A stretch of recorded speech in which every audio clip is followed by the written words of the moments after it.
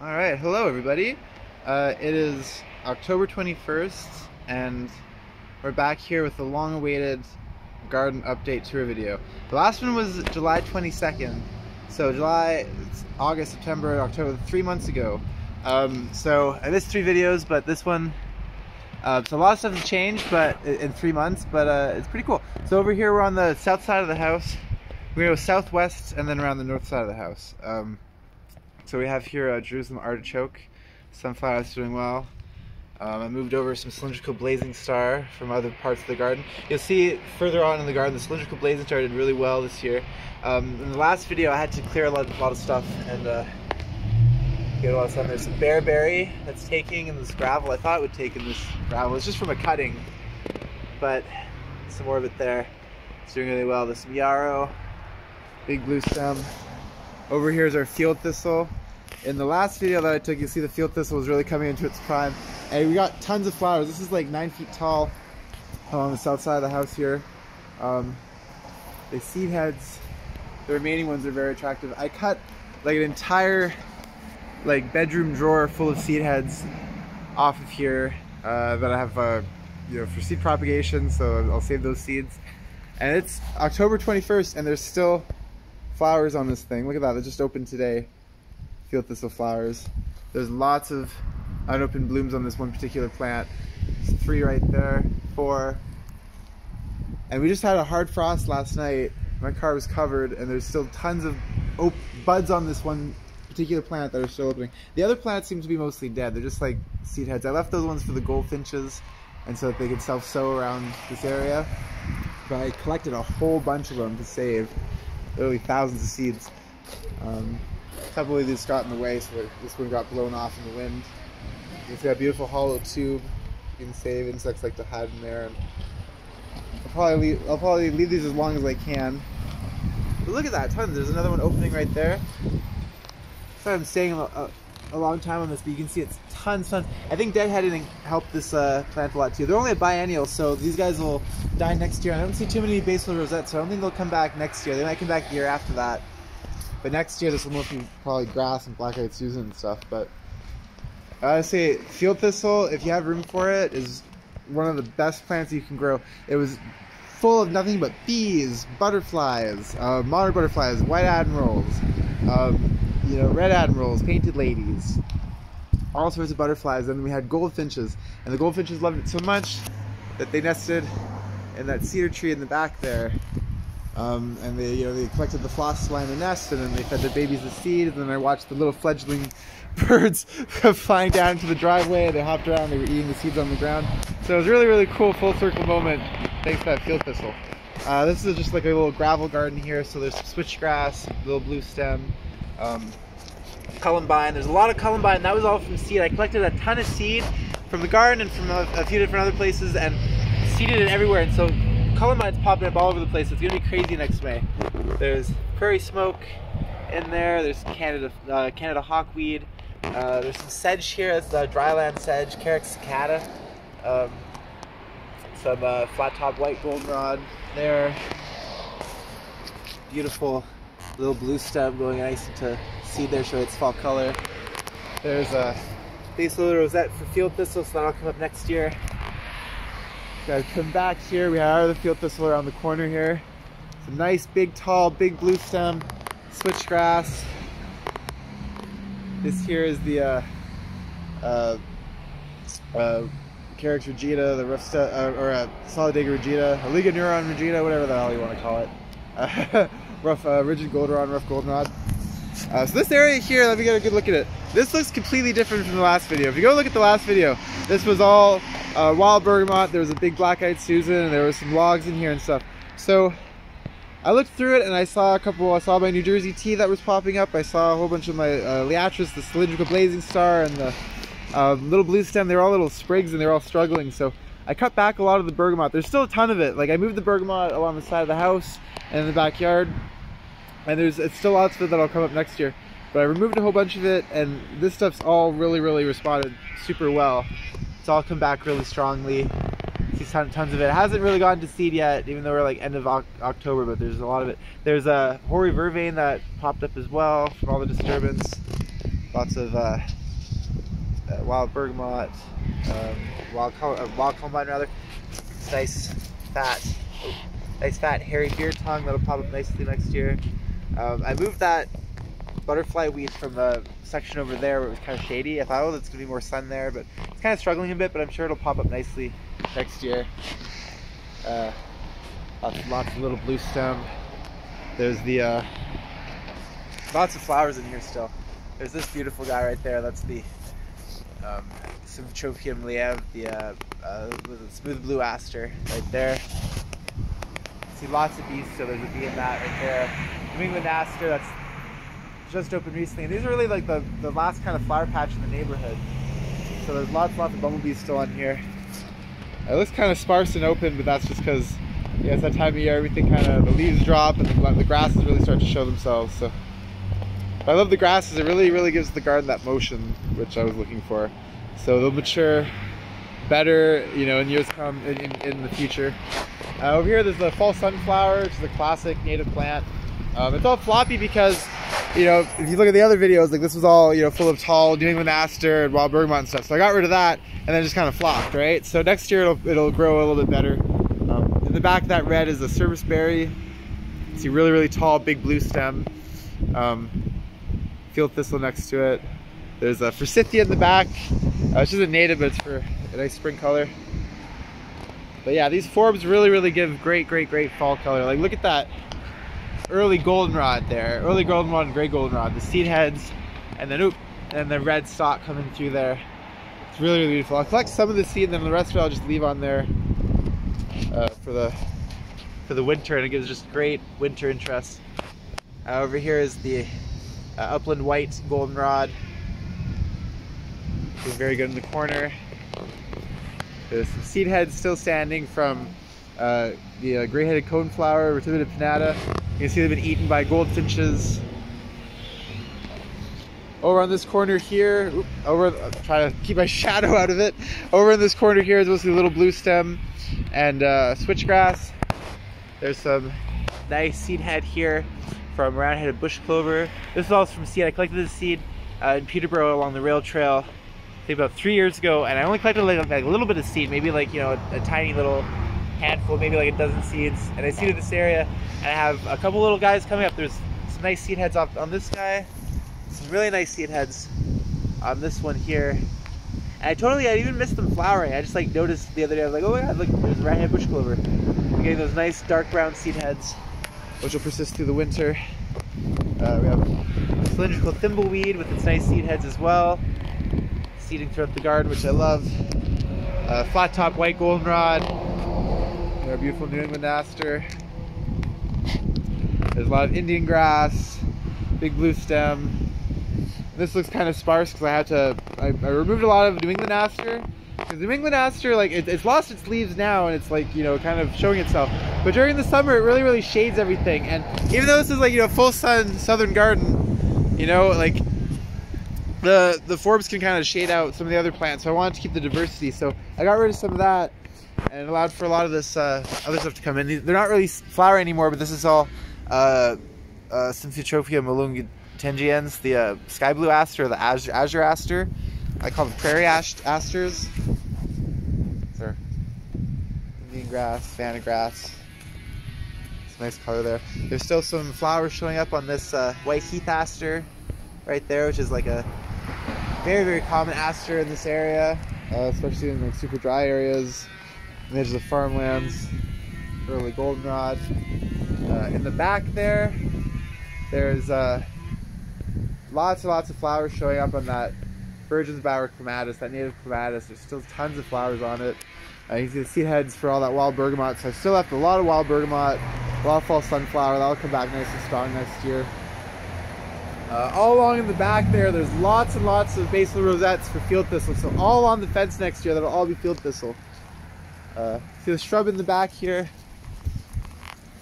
One of my favorites, this is American wild plum. So I have one here, there's a smaller one on the other side opposite that serviceberry, and then a nice big one in the backyard. So hopefully in a year or two, we'll have nice wild plums. I love them, they're so tasty.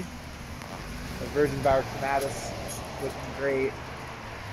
It's a male, so it's producing a lot of pollen. Over here is tall ironweed. Right there, its seed heads are still, they're just starting to pop on that. They're super, I found them super decorative. They're so beautiful. I'll probably cut this one because it's like a doodle right in the front, but I'll collect them because they're, you know, great plants to save.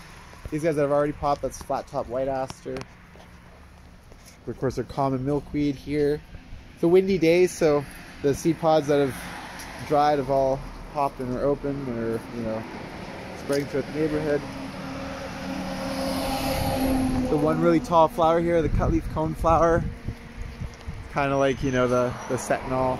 When it's blooming, it's like, you know, beautiful, you know, striking yellow flowers, and that's just this like big dried stalk, but it'll stay until it breaks, basically. Yeah, there's the front. Along the side here in the house strip, there's a lot of black-eyed Susan that just seeded itself, because originally this whole area, it started out as seed, and so, you know, the first, you know, kind of cover crop was black-eyed Susan, so the black-eyed Susan, you know, got outcompeted there, but it does fine right here along the sidewalk, so it, you know, do its thing, black-eyed Susan. It's nice and short, doesn't obscure anybody's view. It gets mowed once a year, and it comes back, so there's still nice resources for any bees late in the season here. I love the color on the Indian grass. Alright, so then around the corner, so this is really cool. This is a New England aster. That's just one plant, and normally this plant, it does really well here, so it gets like, you know, 6 feet tall, but I Chelsea chopped it back in June, so it's only like maybe 4 feet, so it's like this corner is a lot more manageable. So our nice black-eyed our New England aster, switchgrass. Nice switchgrass in the back. I love this. This is our tall sunflower, native Helianthus giganteus, which still has a lot of flowers despite all the multiple frosts. And it's a good 9 feet tall, but you know, it's thin, so it doesn't really obscure the site. And it's, you know, prairies. I love having, you know, tall prairie grasses, tall prairie plants, like, and incorporating them. Even though this is like a garden that's just on the sidewalk here, like, I mean, you know, at a corner, you know, I think you could still incorporate those big, beautiful, you know, inspiring tall grass prairie plants. Like, I think they're really awesome. So still putting off new flowers on the Helianthus. Switchgrass, and the aster and switchgrass back here. Tall sunflower, elderberry in the back. It still has a few berries on it. Beautiful fall sunflower. Put it on blooms forever. In the back there's Joe Pyeweed, ironweed, wild bergamot. There's some frost aster down in there. Little blue stem. Canada wild rye. All of this stuff that's not flowering here is all of the cutleaf coneflower, Rubecula cineata. It gets really tall. It's like kind of putting on a war. You can see like the dried one over there, and then this tall sunflower over here. They're kind of putting on a war with each other. They're both about 9 feet tall. Just beautiful, beautiful flowers. They're all completely done though, the cutleaf coneflower, but putting on a nice fall color. Nice switchgrass. Back there, we have a smooth rose that'll come up. It's spread quite a bit. It'll come up nicely in May. Nice, beautiful elderberry over there. Prickly ash.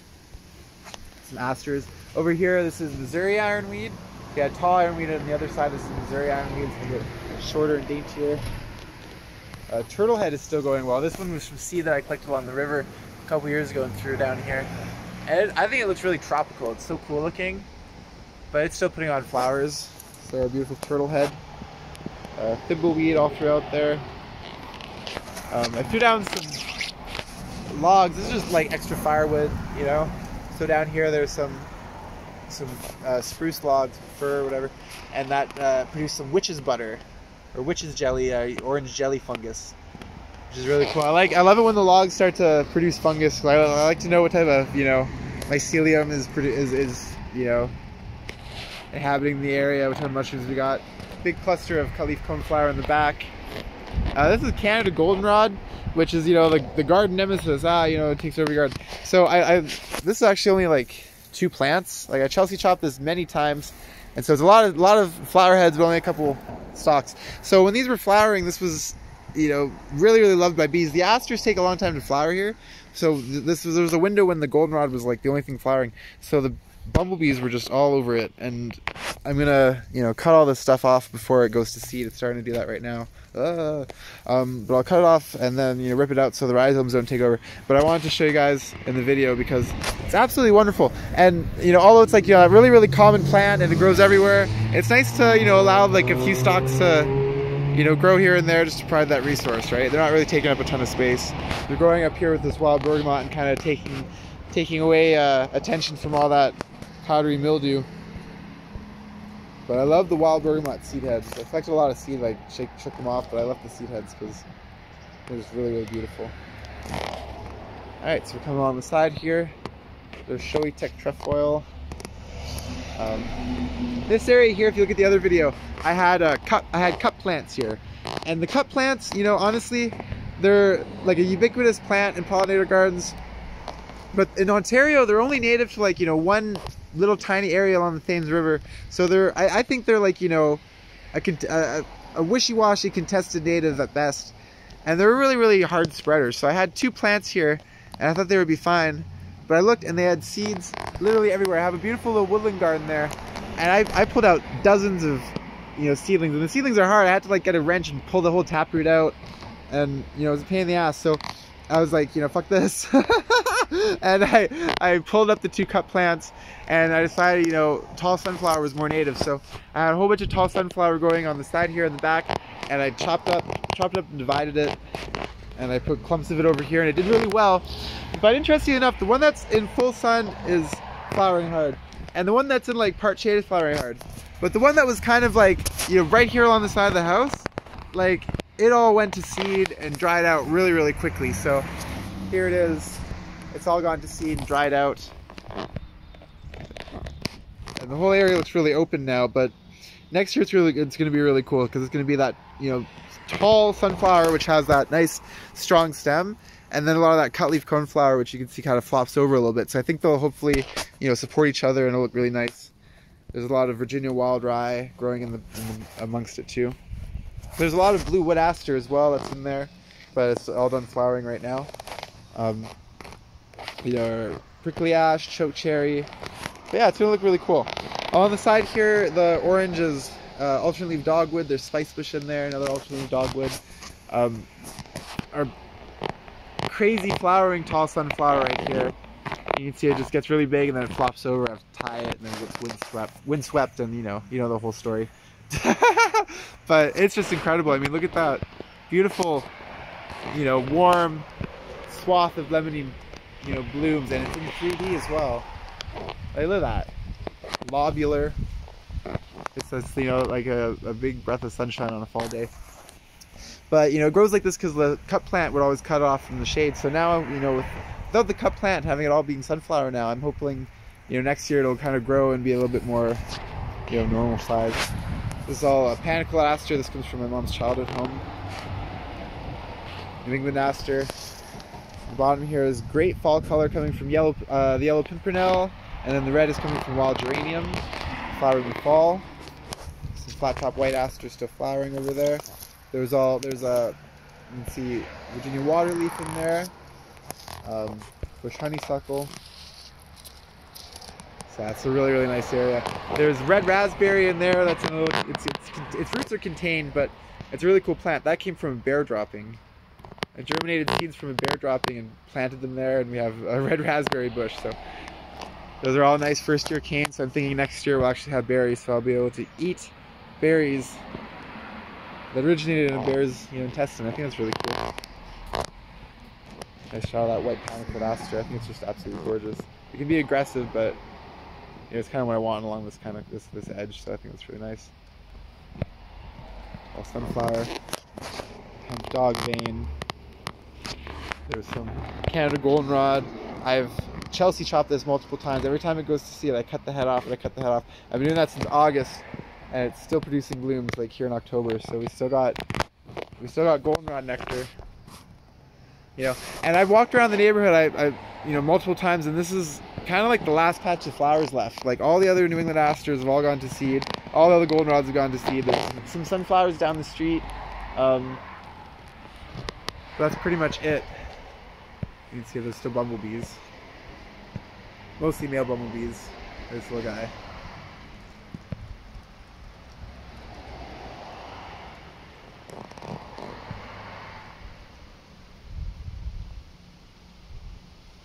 So, still lots and lots of activity.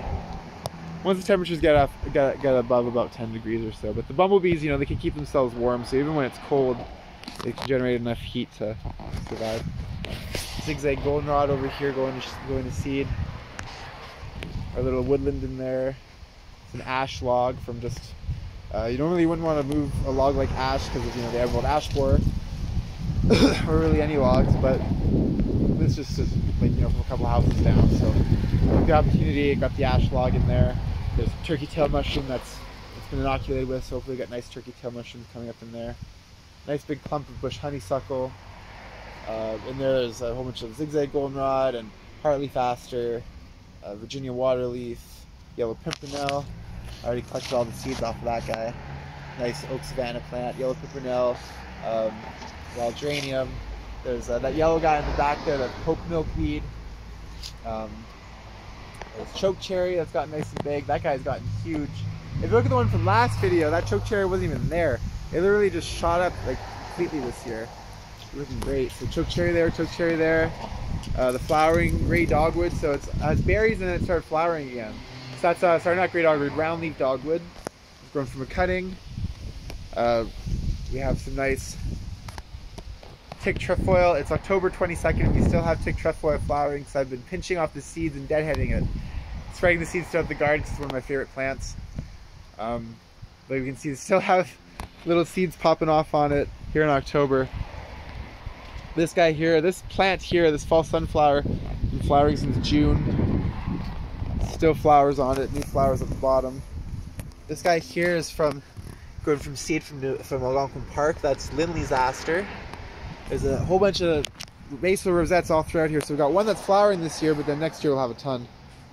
Some beautiful snowberry bush right there. More New England aster along the side. Really see the snowberries down in there. It's really nice. Once all the leaves drop, these berries persist all winter.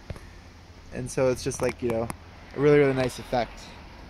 In here we got lots of blue violets that'll pop up next year. Bellwort. Our bush right there, that's silky dogwood. That's just starting to get some nice fall color on it. The stems get nice and red during the winter. So it's a nice nice kind of contrast with the snowberry bush. And it'll get nice and big too. It'll hopefully get taller than the window next year. So it's silky and round leaf dogwood. And then the front, just kind of blending right in, alternate leaf dogwoods. We got 3 dogwoods and then a cherry to kind of form this nice thicket in this area. And then this one stays open over here, and then cherries, and then prickly ash, more cherries, elderberries, people running. The fall color over here, asters mixed with that red, gold, the sunflowers, you know, the dead plants, the seed heads. Oh wow, especially when the sun hits it like that. Let's do like another walk through just with that sun. Look at that. Like, you know what I mean? It's just so beautiful. Like, there's just nothing like a native plant garden. Like, it's just this beautiful open meadow feel. Native plants, bees, birds, you know, that beautiful movement of the grasses.